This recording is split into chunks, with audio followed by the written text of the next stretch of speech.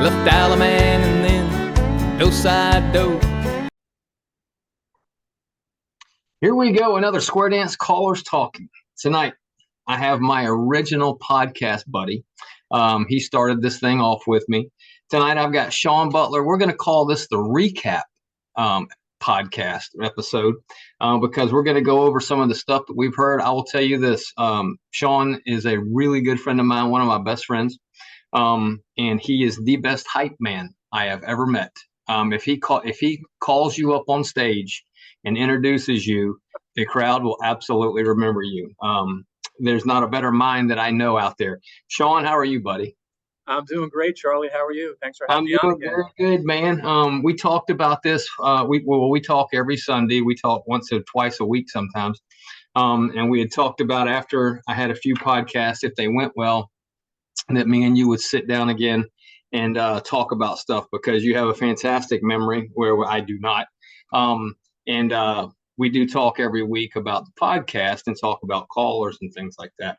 So we're just going to get into it tonight, talk about you some more and some of the stuff that you remember from the podcast, and we'll kind of go back and forth. And so you've watched all the podcasts, and I will say you watch all of them. You watch from beginning to end. I know a lot of people tune in for 5, 10, 20, 30 minutes, depending on what they have time to do. But you've listened to all of them, as have I and a few others. So what are some of the things that jump out to you? I'll just throw some out there. Mike Seastrom. What do you remember about Mike's? Yeah, Mike. And first of all, thank you for doing these and having them out every week. I mean, I know that's not easy to pump these out week after week after week, and you're already 7-8 months in. So credit to you and getting these amazing guests like Mike. Mike jumps out to me. He said, if we're ever going to rebrand Square Dancing to call it Team Dancing. Mm-hmm. And I was like, wow, that is perfect, because that's what it is. It's all about a team, right? You're working with the caller, you're working with the other set of people in your square. And if we ever did a serious rebranding of Square Dancing, I think Team Dancing would be perfect. We talk about when you're in a square, the other 7 people rely on you. I like how some callers, and I've stolen this before, if I ever do progressive squares and say we have 6 squares, I'll say, you know how it's normally 7 people depending on you in a square? Well, now the other 47 people on this floor are depending on you in progressive squares. But that's what I think of when you say Mike Seastrom is the Team Dancing. Yeah, he is a fantastic caller, a tremendous showman. I've had the opportunity to watch him work in person at some of the conventions I've gone to, because he is out of California, so we don't get to see him in Georgia, unfortunately. Who else, man? Just tell me about some of the callers that just jump out to you, whether it be about caller advice or some of the stuff they talked about. Yeah, the advice. This podcast is a gold mine for info and advice for callers, and I know that's one of the reasons you started this, right? Because folks like myself, I'm pretty much resigned to the Georgia area right now. This part of my life and career. Hopefully, I'll be able to venture out to different states and across the country at some point.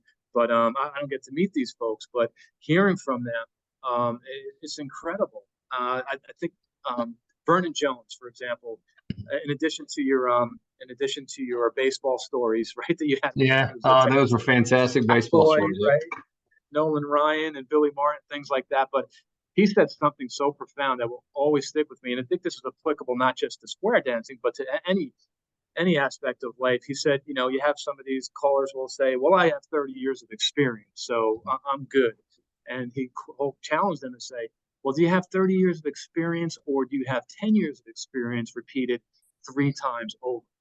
Right. And just talking about that continuous learning, and a lot of the other callers that you've had on, that's a theme that I picked up on several of your guests, talking about, keep learning, right? You can always get better. Don't ever become complacent, because once you do that, then you really should kind of hang them up. So yeah, the Vernon jumps out at me with the advice there. Tom Miller echoed a lot of those comments as well. Yes, sir. Right. I mean, he was great. So saying how square dancing really is not about the caller, it's about the dancers. It's their hobby. Let them have fun. I like to say I'm kind of the facilitator of the fun, but it is all about them. They're the ones coming out. Right. This is their activity. And he also said about feedback, right? It's great when everybody comes up and says, hey, great job, you're doing great. But it's being able to embrace that negative feedback as well. Mm-hmm. And I think that's what we have our wives for. That will tell us, well, maybe that didn't go well. Yeah. But you need to kind of take that to heart just as much as the positive feedback. Speaking of wives and feedback, I think it was Dan Sahlstrom had a great one when he said that he had done a record, and his wife took the record off of the record player and smashed it and said, "You're not doing that one again." If we still used records, and my wife would have done that to a couple of mine, but we don't use records anymore, so she can't get at the music as easy. Man, another thing that me and you talk about and pride ourselves on is our music usage, the variety that we use and what we try and bring to square dancing. I've had a bunch of music producers. Who jumps out at you there? That's been really cool. That's kind of like the inside baseball I love getting from this podcast too, because when you talk about people like Scott Bennett, Dean Singleton, Pat Carnathan, Ted Lozada, Tony Oxendine, of course, and Shauna, the work that they put into making the record sound, the square dance version sound as close to the original version as possible. And you don't really realize until you hear from them how the process, right? How much work goes into that. And it's, as a caller, someone who will spend hours and hours and hours going through Music for Callers and all of these different sites, when you stumble upon those great ones, it's like, wow, I really appreciate the work that they put into that. The instrumentation, right? The phrasing, keeping it to 64 beats in each of the 7 sections, having some of the background vocals in there as well. I mean, it's really good stuff. And I think you've said it before. It's good when you can just kind of play the music and not even sing to it, and it's like you're tapping your foot and like, yeah, I could listen to this like I'm listening to it on the radio.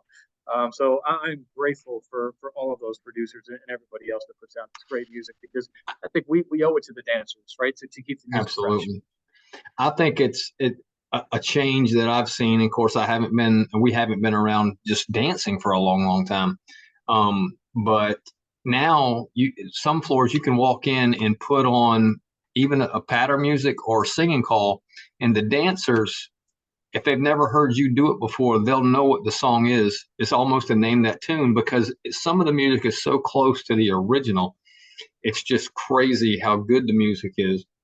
And even the patter, you'll put on something, and the one that I use all the time, I probably use it too much, is Ted's Bad Guy. And I'll put that on at a convention where there's younger people, and as soon as it hits, somebody will be like, is that Billie Eilish? I was like, yeah, it is. It's a redo. But music like that pulls people in. And if I can throw some decent calls in there, maybe you can keep them a little longer, So yeah, the production is out there, man. And I'll tell everybody that I talk to about it too, me and you, every week, depending on what our dance schedules are, you send me your set list, say, hey, this is what I'm doing. And I'll send you my set list, say, hey, this is what I'm doing. It keeps me on my toes, because I don't want to send you something and be like, Charlie's doing damn jambalaya again. So I try and get away from that. And we kind of bounce off each other, and you'll call me and go, hey man, have you heard this? And I'll call you and I'm like, oh dude, you got to listen to this song that just came out. And so it's good stuff there, man. So tell me some of the podcasts, some of the stories that jump out to you.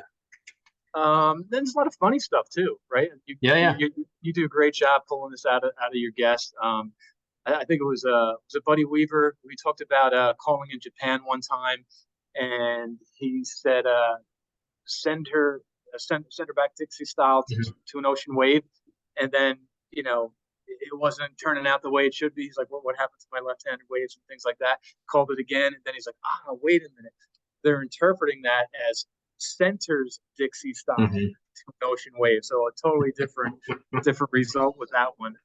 So I thought that was pretty funny. Oh God, not funny because it came from a painful situation, but one of my favorite guests was Philip Cam from Germany. And it was great to hear him, and especially when he was talking about his first trip to the United States way back in the 80s. I remember that.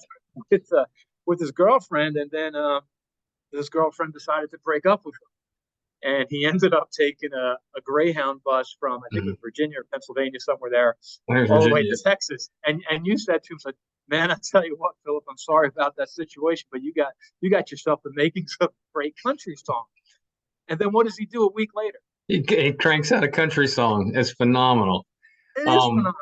Yep, he sent me a copy of it, and I was just like, man, that is awesome, and it's a really good, and I can't wait till he gets over here. He said when he gets to Nashville, he'll actually record it officially and put it out where people can hear it maybe. And Philip Cam, again, I had never met him. I will tell you, and we you know the story already because we do talk a lot. I first came into contact with Philip Cam because he did Circles on Throwback Tunes, TBT with Ted. And one of our favorite songs, Love Post Malone. And he did that. And I'm like, dude, somebody is putting Post Malone out as a square dance song. Are you kidding me? I've got to do this. And so I grabbed up Circles as fast as I could. And I've done it a handful of times. Tried to do it the most justice I could. And then so I talked to Philip Cam. I forget how I think Ted actually gave me the contact information. And so that's what set up our podcast. And just an awesome guy. I'd never spoken to him before. I get to see him again in February. So looking forward to that. And we're going to do Circles as a duet from what I understand on the cruise ship. So we'll see. So Philip Cam's an awesome dude. And it slipped my mind, Vernon Jones. When he was talking about baseball, because he knows I'm a huge baseball guy. I texted him last night, as a matter of fact, and said, good luck to your Rangers.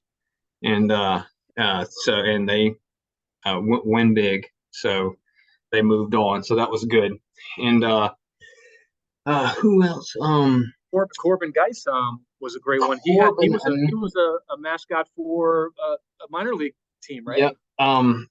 Altoona. Can't remember the name of the team, but that was his mascot. Corbin Geis, another guy I'd only seen on Facebook. A tremendous time talking to him. A pleasure, and it's driving me crazy. I got to find out what he sent me. He sent me I have his baseball card. Oh wow! And, I think it was a Pittsburgh Pirates affiliate, but he also he was a treasure trove of stories as well. I mean, the Mr. Rogers connection. And I had no idea. He didn't tell me that going in. I mean, that was awesome. And the incredibly important work he's doing with the handy-capable square dancers. So if folks have not seen Corbin's work on YouTube with that group, please check it out. And it's just a beautiful thing that the guy's doing. He's a true Renaissance man, an artist, does it all. He is. I've talked to him a couple times through text and Facebook and everything else. He's going overseas. Doing a lot with his dancers, and so man, he's making a huge contribution with that. We have a very, well, not very specific, but we have a specific group of dancers mostly, and it's a middle-aged to older. Every now and then you'll run into the younger crowds, which are phenomenal. I mean, they're a lot of fun to be around. So man, the more people you can touch with square dancing, because it is great. It's exercise, it's everything. It's mental, it's physical. Love being a part of that. Now, my podcasts have changed a little bit, with what I talk about and all this. And I got into one last night, and it hadn't come out yet. I was talking to Adam Chrisman. And I ask everybody what their favorite call is. So, and going in cold, I'll see if I can get you here. What is your favorite get out? Oh, get out. Okay, yeah. I like to. I mean, I don't do anything fancy. By the way, I'm writing these down because all I'm doing is just stealing them from you. Favorite get out? Yeah, no, this is a great question. Get outs, resolves. I mean, nothing fancy. I'm not smart enough to do anything that fancy. But 1P, 2P line. Right, a touch a quarter, and then a girls run into a right and left brand, right? That's so nice, yeah. This is something that's not the Alaman left. Box 1-4, swing through AC Doocy into a right and left brand, or obviously you can do that in the mainstream with Lady Circulate, Voice Trader, and Circulate Centers Trade, a right and left brand. That's a good one. I like ending with Ferris wheel, sweep a quarter more. Yeah, or center slide through and everybody's home, things like that. One of the things I've stolen from you over the years is the old couples half circulate, bend your line, are you home? And yeah, people love that. People love that. yeah. And then that's a good one. And then so it's a box 1-4, touch a quarter, follow your neighbor, do not spread, Alabama left, right? So, Yeah. so you're kind of right there. But yeah, nothing terribly complicated. Things that I can easily remember in the moment. But just switch it up to give it a little bit of variety throughout the night. It is. And the more callers I talk to, the ones that are really the ones as choreography people. The more you talk to them, and they're all over the place, but it all comes back to surprise, get out. Don't let the dancers know what's coming. You can't do square through 3 to an Allemande left all night long. And you're not mixing it up when you say pass through to an Allemande left. I mean, they know what's coming. Good dancers know what's coming. Sure. So it's always the goal is to get new get outs and surprise ones. I mean, you are you going to come up with something unique at this point? Probably not, because there's so many callers out there. But something unique for your dancers, absolutely. So. Yeah, and just that these folks that you interview, I mean, obviously the ones that jump to mind, and this goes for any of them though, but like Tony Oxendine, Jet Roberts, Jack Pilates, Ted Lazat, like their calling is just, it's in a different stratosphere. I can't even comprehend like how they're doing that so effortlessly and with such creativity and surprise aspect as you're talking about. I like watch these guys on YouTube and gals on YouTube, and it's like, man, they're playing chess, and I've been playing checkers all of these years. It's like a whole different aspect. Like, man, I would love to just be like 1% as good as those guys and gals, but it's such a pleasure to watch. A good example of that, and I've in all the caller schools I've gone to, and you can really hear it when you listen to people, different callers. I recorded Jack Pilates at the national convention this past year. He did a tip in one of his patter sets. I finally figured it out. It's Bourbon Street was the patter music, and he started doing patter, and I stood there and listened. I was not dancing. I was listening and recording it. And he sounded like he was at a carnival. His voice and just his inflection, I was like, and I recorded it as soon as I got home, sent it to you. I'm like, Shawn, you got to listen to this. Remember that? And you're like, that is as close to a perfect perfect patter tip as I've ever heard. Yeah. Because now you hear the less experienced. I mean, I'm guilty of it too. I'll get up there and I'll do Bourbon Street, but it's me going right and left through, veer left, couple circulate, chain down the lines up.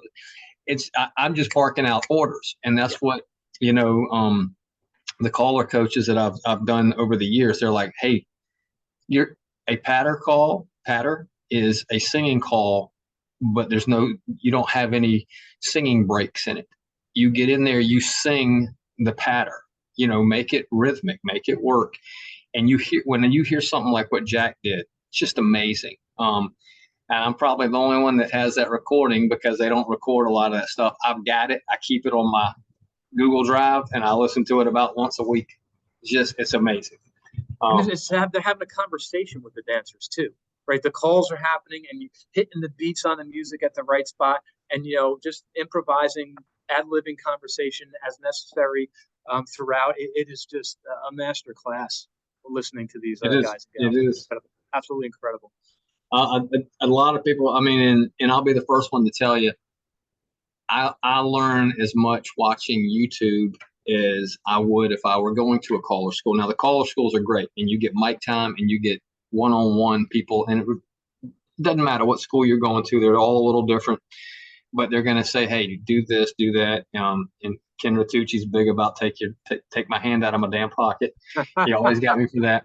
But it's how you approach the patter. The crowd will know if you're like, oh God, if I just get through this patter and do a singing call, because I want to do singing. Patter's what gets you paid. Patter's what gets you called back. Singing call will get your attention, but the patter's what gets you hired for the next dance because people want to do that. So true. And we got into you with the get outs and all that. and I don't think I asked you this because I have changed a little with my podcast. If you're not listening to square dance music, what are you listening to? What is your music genre that you like to go to?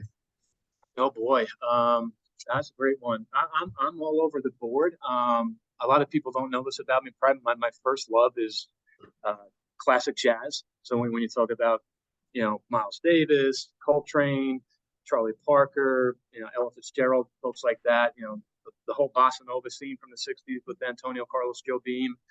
I'm a huge Herb Alpert fan. Believe it or not, I had the great pleasure to watch him live last December, second row center at the Variety Playhouse in Atlanta, one of the best concert experiences of my life.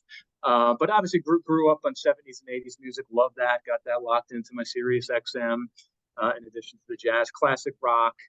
I love Frank Sinatra. Little known fact, I was born in the same city as Frank Sinatra, Hoboken, New Jersey. Okay. So Hoboken, birthplace of Frank Sinatra, baseball, and yours truly. I mean, come on. There's a You trifecta right can't there. beat that. You can't beat that. Oh my gosh. Now you said that, and you tell me a lot about it. You go to a lot of concerts. Luckily, in the Atlanta area where we are, a lot of variety comes through here. Tell me about some of your concerts. Yeah, no, great. So probably in the last year or so, like I said, multiple venues. It's great. It's a hotbed for concerts here in Atlanta.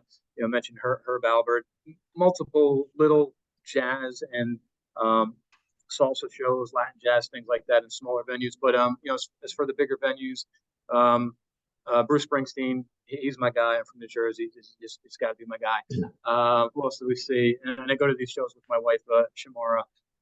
We don't get to travel right now because we have two dogs, two Bichons that are very up there in age, 19 and 18. So we can't be out of the house too long. Yeah. So they give us about 3 or 4 hours for the concert. But Barry Manilow, Lionel Richie, Earth, Wind and Fire. That was a double bill we saw not too long ago. Sheryl Crow is going into the Rock and Roll Hall of Fame very soon. Billy Joel, George Clinton, and Psychedelic Funkadelic. That was nice. a good one. Very nice. That was a good one. Diana Krall, jazz. Melissa Etheridge, Sting, Coldplay, Doobie Brothers.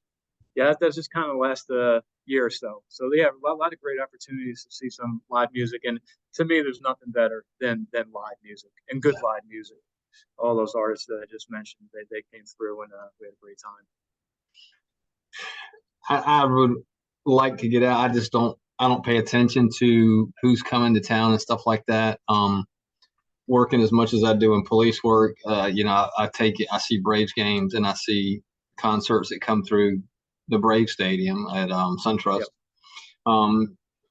And you can't really enjoy that much because you're working for the most part. You get to see stuff, but I'd like to get out, but I'm just not big with crowds right now.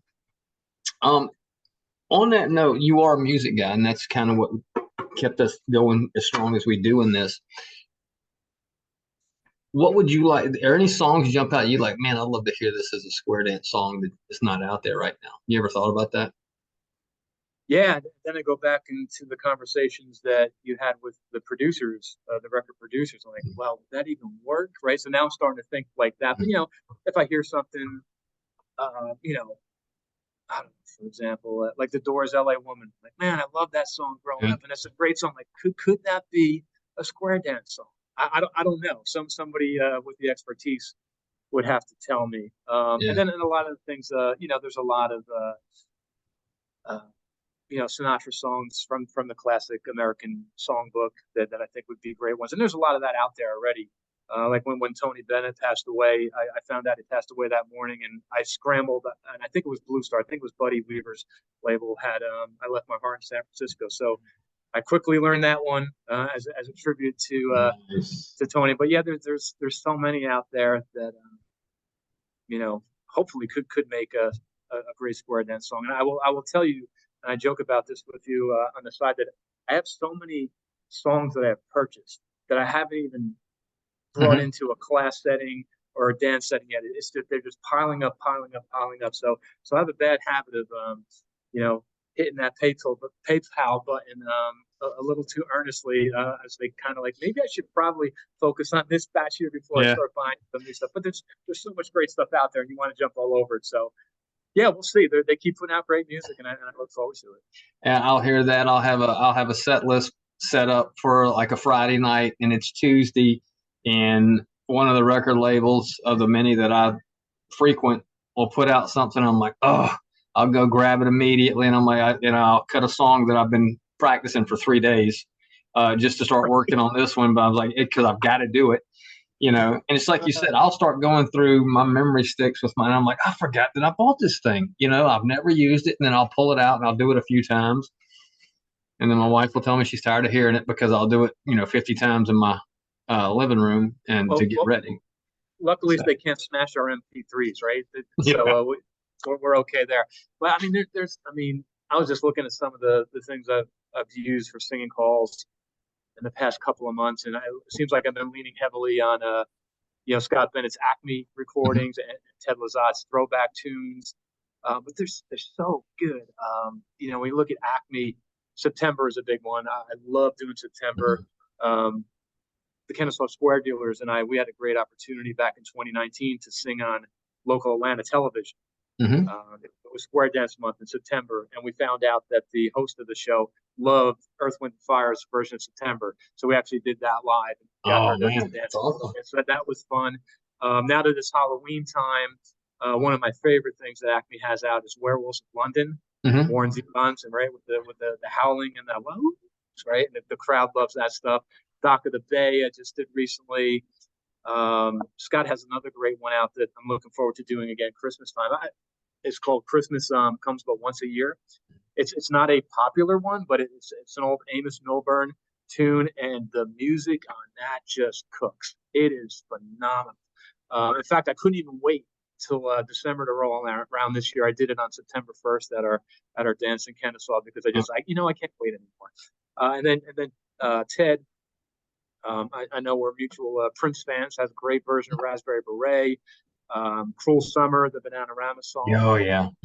And one of your guests, the great Hunter Keller, he does a phenomenal vocal on Garth Brooks's "Midnight Train." Yes, sir, he does. So I've tried that a couple of times. I've gotten through it. Definitely no Hunter version, but I have fun. And, the other thing about square dance music, like I tell you, I'm all over the board of music, but I will encounter songs that I've never heard of. So Ted put out this one on Throwback Tunes called "Real Good Feel Good Song." And it's like a late 80s country song from an artist I've never heard of, Mel McDaniel. And this thing is so much fun. I've used it to open a couple of dances now, and the crowd really gets into it. Very nice. Really good stuff. So much good stuff out there. And, of course, TOTL recordings. You and I did a duet the other night from TOTL, "The Cowboy Rides Away." Yeah, we did. And they've speaking of Sinatra, a great version of "Summer Wind," and "Signed, Sealed, Delivered on Yours" we've done together. And, of course, my favorite track, "Troubadour." Yes, sir. Troubadour. That's you, man. Yeah, that was a fantastic experience going down there with Tony and Ted to Nashville and recording that and getting to do that. I'm looking forward to doing it again, hopefully next year, or when we come around March, May, or whenever it is. Don't know what I'm going to do. I might look at "L.A. Woman" by the Doors. I'm always looking for ideas. I got to run it by the head guys, Tony and Ted, and but we'll see. I was thinking about I'd actually texted them a couple months ago and told them I wanted to look at "Boys Are Back in Town." Oh, Thin Lizzy. And I was like, "Do you think this would work?" And Tony's like, "I think it will." Now he hasn't looked into it, but I might try and make that work. Because I told him, I said, "Hey, let me pull you two in, and we'll get in there, and all of us go in the booth and do "Boys Are Back in Town." So we'll see. I don't know. We have our New Year's Eve dance on December 30th for the Metro Atlanta Square Dance. Yep, me and you from Mazda. Yes, we get that done, man. That'd be a great one to open. "Boys Are Back in Town."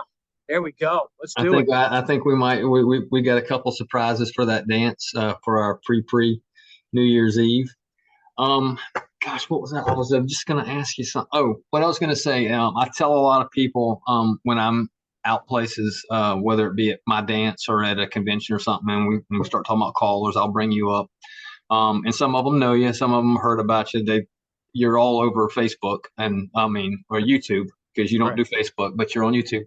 And you probably put out more video than anybody of your dances, of your dancers. And so what I tell them, I'm like, there's very few people that prepare like Shawn Butler. I said, this guy, he'll plan 7 tips or 6 tips, depending on what the setup is. And if he's doing 7 tips, he's got 28 patterns for his singing calls. He does his best not to repeat, and that is a rarity. So the work that you put into it, and then when it comes to the music, and I tell everybody, there's good guys out there, but you theme a dance and stay on a theme like nobody I've ever seen. That being said, do you have a Halloween dance coming up? And give me some idea of your, you've already said Werewolves of London. Yeah, so it actually works out this year with the availability of our hall, where we're not going to have a true Halloween dance. However, I have class coming up right before Halloween, so I'm going to do Werewolves of London for sure. Spooky, this, the Classics 4 have done it. The Atlanta Rhythm section has done that as well. What a Bad Moon Rising, which we've done of course together before. And you know what I really love doing, because it's a sing along, and I don't even sing the actual title of the song until the very, very end, until the tag, and the crowd loves it. They don't even need me to prompt them what the song is. That old school Love Potion number 9. Yeah, that's a good one. So those are probably the 4 I'm going to use this week at class. That'll be my Halloween themed class. Nice. So we'll have some fun with that. And then I'll use Thriller as a pattern, right? Another good one, absolutely, for Halloween. I don't. When people talk about stories and funny stories and all that stuff, I don't think of this one very often. But there was a time, and you'll remember this when I start telling you. And I've never talked of this one, but 5 years ago, 6 years ago, I forget what it was. I was at Kennesaw Square Dealers, KSD, your club. And we were doing some Christmas music, and I broke out Dominic the Donkey. Didn't tell you, and you were dancing. You always dance when you that's the other thing. You put a caller up, regardless of who the caller is, you go out and dance. And man, that is very appreciated. One, because I know I can watch you, and I know you're going to be where you're supposed to be, as opposed to some dancers. So I know I can watch Shawn, and as long as I got Shawn and with his corner, I'm close. But as far as that, I did Dominic the Donkey, and the look on your face, because I went in and I did my little Italian falsetto and all that stuff like that, and I was just like, Shawn is loving this. And you have done it since then a couple of times, and we've kind of I'm looking forward at some point. I don't know what Christmas dance I got coming up, but if I've got something in Christmas during December, which I do, I just don't know what the dates are yet. Definitely breaking it. Dominic the Donkey, one of my favorite Christmas songs. It's ridiculous, but it's a great song. I don't even know what label it's on. Yeah, I don't know either off the top of my head, but that was so much joy, because it was totally out of left field. Mm-hmm. You didn't set me off on it. I'm like, is he doing Dominic the Donkey?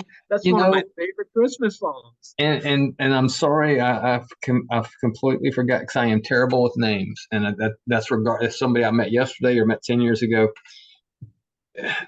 Who was the lady? She's passed away now, that did rounds at KSD for a long time. Oh, Ann Gupton. Ann Gupton. Yeah. Yep. Ann Gup. I haven't seen Gup. I hope he's doing well. I have not seen him in a long time. But Ann would do rounds, and I used to dance a lot of rounds with my wife. I don't do it so much anymore, but she did Dominic the Donkey, and I remembered that song, and I was like, oh my gosh, this is the best. And so we would do round dancing. And then I found that it was somebody had done it as a square dance song. And I was like, well, I got to do this.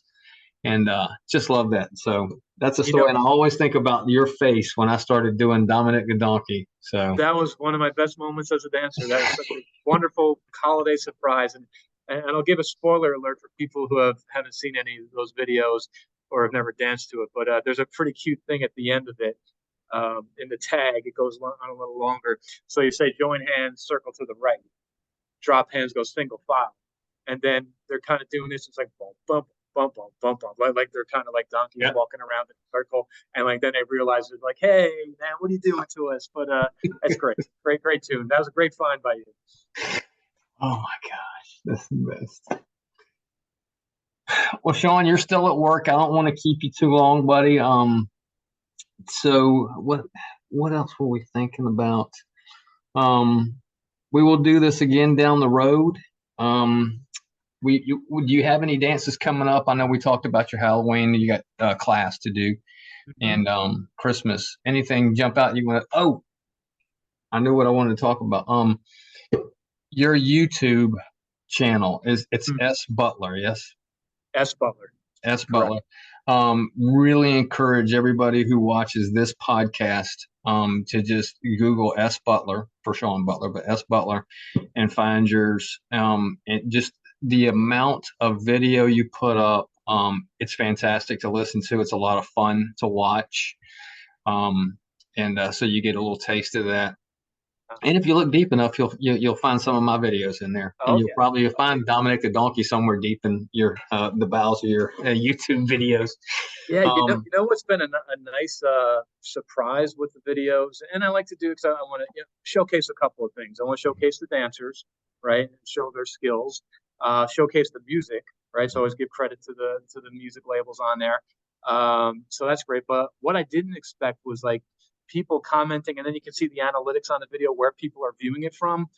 I mean, there's people from all over the world. I'm sure this is true for all square dance videos, but I didn't expect it.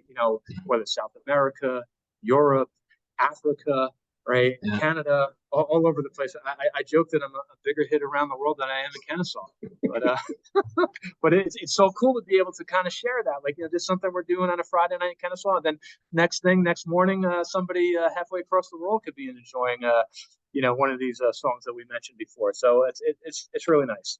It is. Shawn, I can't thank you enough, buddy. And most people that I talk to on here, I'm like, I don't know when I'll talk to you again because they live in California, they live in Texas, or Adam Christman's in Spokane, Washington. But I'll talk to you probably tomorrow. If not, and I'll see you within a week or two. Sure. Shawn, it's my pleasure talking to you, brother. You've meant a lot to my square dance career, future, whatever, because of the talks that we've had and the work that you've done. Man, I couldn't thank you more. Thank you for doing this tonight. Yeah, thank you, Charlie. And keep up. This is phenomenal what you're doing. I know it's a lot of hard work. We in the square dance community, whether dancers or callers, we really appreciate the time and effort you put into this. I get something out of each and every one of these episodes, as I'm sure most of your audience does. Keep up the great work. This is a great idea and a well-executed idea. Nice job, buddy. All right, man. Shawn, I will talk to you soon, brother. Take care, Charlie. See you, buddy.